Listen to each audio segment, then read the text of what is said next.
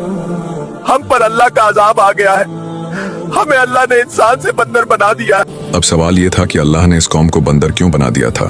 हजरत दाऊद अलैहिस्सलाम के बाद बनी इसराइल में अल्लाह का दिया हुआ कानून मौजूद था। सब्त यानी शनिवार के दिन काम करना, खास तौर पर मछली पकड़ना साफ मना था। यह हुक्म हजरत मूसा अलैहिस्सलाम के जमाने से चला आ रहा था और लोग इसे अच्छी तरह जानते थे। उसी दौर में बनी इसराइल की एक बस्ती समुंदर के किनारे बसी हुई थी। वहाँ के ज्यादातर लोग मछली पकड़कर ही अपना गुजारा करते थे। अल्लाह ने उनकी आजमाइश के लिए ऐसा किया कि शनिवार के दिन मछलियां बहुत ज्यादा संख्या में पानी की सतह पर आने लगीं, जैसे खुद सामने आ रही हों।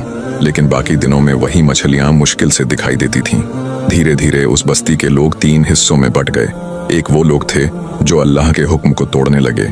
दूसरे वो लोग थे जो अल्लाह से डरते थे और बार बार लोगों को समझाते थे कि सब्त के दिन मछली पकड़ना छोड़ दो। तीसरे वो लोग थे जो न खुद गुनाह करते थे और न ही किसी को रोकते थे। वे कहते थे अल्लाह खुद ही हिसाब ले लेगा।